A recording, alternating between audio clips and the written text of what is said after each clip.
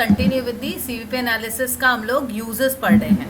ये theories important है आप लोग के एग्जाम्स के लिए, सबके लिए। एमसीक्यू में भी आएगा और बाकी जितने भी हम लोग आगे पढ़ेंगे, like ABC costing, absorption costing है, मार्जिनल कॉस्टिंग मेथड है। अभी तो मार्जिनल कॉस्टिंग मेथड ही हम पढ़ रहे हैं।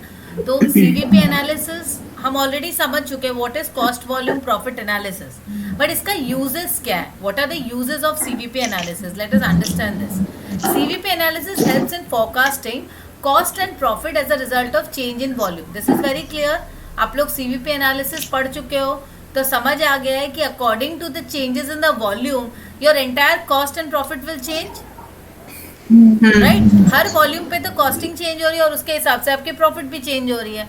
तो हमें ये समझ में आएगा कौन से वॉल्यूम में क्या हो रहा है। It helps fixing a sales volume level to earn और cover a given revenue, return on capital employed और रेट ऑफ डिविडेंड। हमें पूरा क्लियर पता चलेगा कि कौन सा सेल्स वॉल्यूम हमारे लिए कितना रेवेन्यू या प्रॉफिट जनरेट करेगा, आरओआई क्या होगी, return on capital employed, and definitely और द रेट ऑफ डिविडेंड। आप कुछ भी बोल सकते हो रेट ऑफ डिविडेंड, बिकॉज जितना हम कैपिटल एम्प्लॉयड पे अर्न करेंगे उसके हिसाब से तो हम शेयर होल्डर्स को डिविडेंड देंगे, right. It assist determination of effect of change in volume due to plant expansion or acceptance of an order with or without increase in cost, or in other words a quantum of profit to be obtained can be determined with change in volume of sales। सीधी सी बात है, हमें profitability level समझ में आएगी। हर एक volume के हिसाब से हम डिटरमाइन कर सकते हैं हमारी प्रॉफिटेबिलिटी क्या होने वाली है। तो whether we should actually expand, हमें कितना तक ऑर्डर लेना चाहिए, कितना ऑर्डर लेना चाहिए, what should be our minimum level of order, acceptance order. हमें हर वॉल्यूम से अपनी प्रॉफिटेबिलिटी का अंदाजा मिलता है। देखो कुछ प्रोजेक्ट्स होते हैं जहाँ पे हम लोग क्वांटिटी पे ध्यान देते हैं, ऑन दी अदर हैंड कुछ प्रोजेक्ट्स होते हैं जहाँ पे क्वालिटी पे ध्यान देते हैं। अब देखो अगर मैं एक स्टेशनरी या ग्रोसरी की दुकान चला रही हूँ, वहाँ पे हम क्या चीज़ पे फोकस करेंगे, क्वांटिटी पे। पर जब डॉक्टर्स पेशेंट को ट्रीट करते हैं तो वो क्वांटिटी नहीं क्वालिटी को देखना चाहिए उनको। या मैं अगर डॉक्टर को गोली मारूँ, मैं बोलती हूँ, मैं अगर स्टूडेंट को देख रही हूँ तो मैं क्वांटिटी पे फोकस नहीं करूँगी, क्वालिटी पे फोकस करूँगी कि मेरे पास जितने स्टूडेंट हो वो अच्छे से समझे, राइट। अगर मैं लॉट में अगर स्टूडेंट को पढ़ाऊं, जैसे मैं पापड़ बेच रही हूँ, तो क्या होगा, आपकी एक्सेप्टेंस लेवल मार्केट में जीरो हो जाएगी।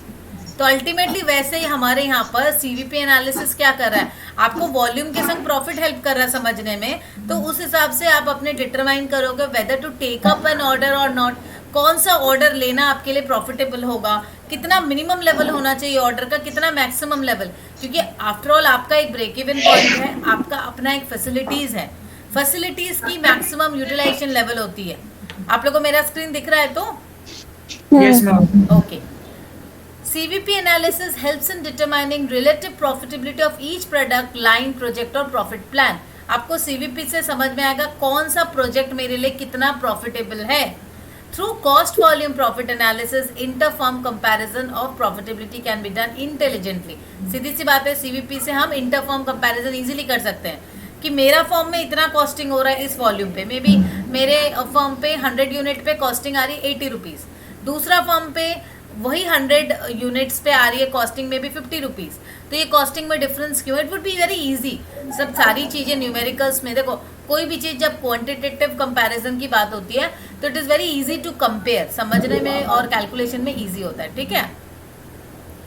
Through CVP analysis, inter-firm comparison can be done. It helps in determining cash requirements at the desired volume of output with the help of cash break even chart. अब देखो break even point जैसे हम लोग निकालते हैं ना, no profit no loss, तो आपका ये जो सीवीपी एनालिसिस करते हो वहां से आपका कैश ब्रेक इवन चार्ट्स भी निकाल सकते हो कि कौन से लेवल पे आपके पास कैश रहेगा या नहीं रहेगा, कि इतना कैश आया वो खर्चा के लिए ही है। इट्स सिंपली ब्रेक इवन, वही हम बोल रहे हैं कैश ब्रेक इवन चार्ट, कितना में आपके पास कुछ बचेगा नहीं घर ले जाने को।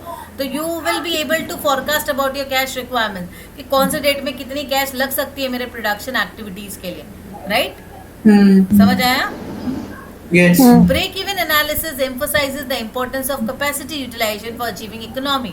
ब्रेक इवन एनालिसिस आपको हेल्प करेगा कैपेसिटी यूटिलाइजेशन लेवल को समझने के लिए कि आपकी कैपेसिटी है सपोज मेरी कैपेसिटी है 1000 यूनिट्स बनाने की, प्रोडक्शन करने की, बट मेरा ब्रेक इवन हो जा रहा है 500 पे। अब मैं आराम से चल रही हूँ, चलो 500 पे ब्रेक इवन हो गया, अब 600-700 कमा के मैं शांति से रहूंगी। बट मेरा एक्चुअली ऑप्टिमम यूटिलाइजेशन क्या होगा, ये अच्छे से आप लोग समझिए। मेरा ऑप्टिमम लेवल क्या है, या मेरी कैपेसिटी या पोटेंशियल बोल सकते हो। पोटेंशियल कितने हैं, इट्स 1000 यूनिट्स ऑफ प्रोडक्शन। मेरा बीईपी आ जा रहा है भले ही आपका 500 यूनिट्स पे, तो मेरे लिए क्या आलस हो जा रहा है, चलो ठीक है 200 यूनिट्स जो एक्स्ट्रा है after BEP, that is my total revenue, और I am earning a profit. This total revenue is actually my profit. But even जो पोटेंशियल मेरा 1000 यूनिट्स है, मतलब मैं 700 तक ही बना रही हूँ, ये 300 units there is a production gap, और we can say there is a deficit, बोल सकते हैं। Yes ma'am. तो यहाँ से जब हम ब्रेक इवन पॉइंट एनालिसिस कर लेते हैं तो हमें समझ में आता है वेदर वी आर अहेड और whether we are lagging behind. ठीक है, हमें वहाँ से समझ में आ जाता है। चलो, बिल्कुल। The effect of on total cost of a change in the fixed overhead is more clearly demonstrated through break-even analysis and CVP chart. अब आपके total cost में और फिक्स्ड ओवरहेड कॉस्ट में क्या इम्पैक्ट हो रहा है, ये जो एंटायर चेंजेस का, वो हम स्टडी करते हैं ब्रेक इवन एनालिसिस से या सीवीपी चार्ट से।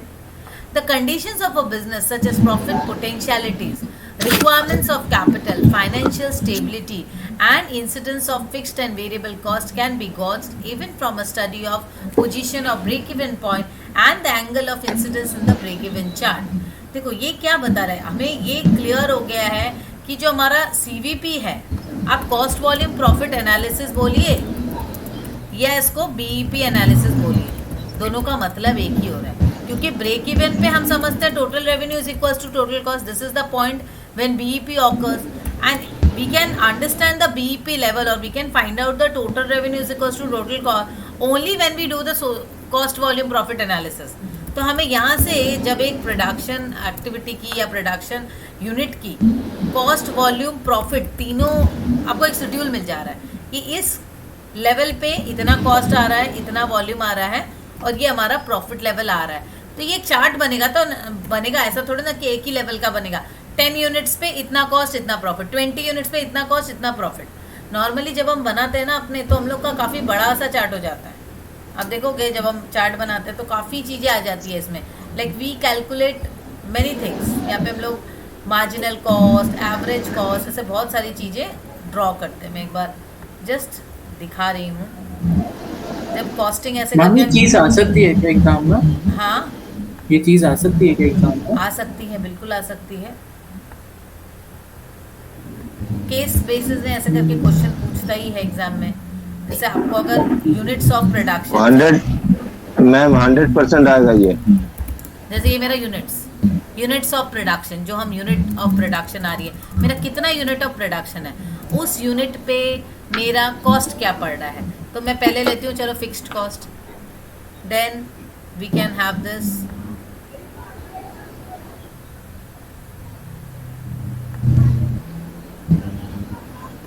फिक्स्ड कॉस्ट आ गया। अब उस लेवल पे अपने बात करते हैं कि भाई हमारा इसी लेवल पे वेरिएबल कॉस्ट क्या है। Then you have average cost, ये आप लोग इकोनॉमिक्स में पढ़ोगे, मार्जिनल कॉस्ट एंड योर, मैं इसको प्रॉफिट में ऐड करूँ, प्रॉफिट बोलूँ या टोटल रेवेन्यू बोलूँ, एनीथिंग यू कैन से, ठीक है, कोई भी चीज़ हम लिख सकते हैं। अब अगर टोटल यूनिट्स 10 है, 10 प्रोडक्शन कर रही हूँ और मेरा मे बी फिक्स्ड कॉस्ट है 1000 यूनिट्स, मेरा वेरिएबल कॉस्ट है 100 रुपीज़ और एवरेज कॉस्ट आ रहा है मेरा 100 divided by 10 units is 10। Marginal cost यहाँ पर कुछ नहीं आ रहा क्योंकि पहला ही यूनिट है। प्रॉफिट अगर हम लेते हैं, मान के चलते हैं 50 रुपये। सेम वे में ये 20 यूनिट्स, नेक्स्ट जो मेरा 20 यूनिट्स है, मैं 20 यूनिट्स ले रही हूँ, तो मेरा फिक्स्ड कॉस्ट तो it will remain same. Variable cost अब क्योंकि 10 पे 100 था तो 20 पे डेफिनेटली 200 होगा। Average cost again it will come to 10, मैं मान के चल रही हूँ कांस्टेंट है इसी वजह से।